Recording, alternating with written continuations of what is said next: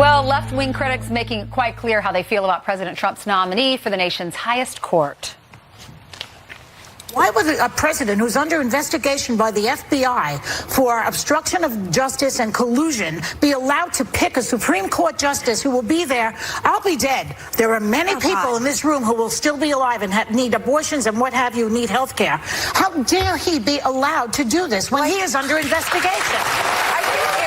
Well, our next guest says this only shows how disconnected the Democratic Party has become. Fox News contributor and radio talk show host Tammy Bruce is here to explain. Apparently, she's never heard of the theory, innocent until proven guilty. Yes, and the fact that a great deal of that, of course, is also false. I mean, it's been made clear the president's not, quote, under investigation. But the bottom line is that this is all politics, right?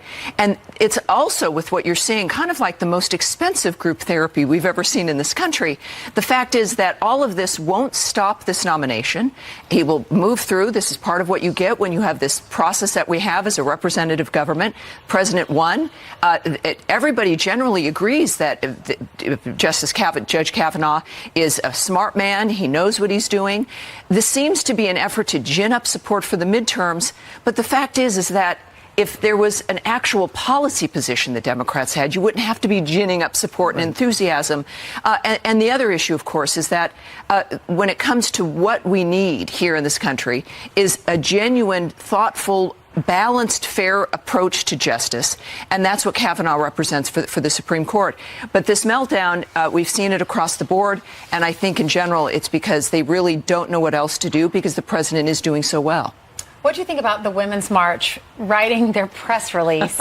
They sent it out without proofing it. I think they just quickly filled in the name within the body of the email. That's right. They filled in Kavanaugh's name. But in the subject, it said, in response to Donald Trump's nomination of, look at that, XX. Blank, blank. They forgot to fill in his name there. To the Supreme Court, the Women's March released the following statement. Trump's announcement today is a death sentence for thousands of women. So without even, it appears, if they did write it in advance, no matter who he was going to pick, they were going to resist. Well, and so others did that, too. There was one group that put out a release saying that Judge Kavanaugh was going to be awful because she opposes Roe versus Wade.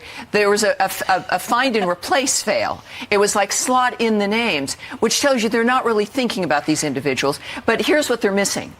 President Trump is actually a persuadable person. And they're not even making an effort to discuss these issues with him, to move in there. They rejected an offer to meet with him at the White House, some Democratic senators saying we have no interest, like Kamala Harris, et cetera. But he's persuadable.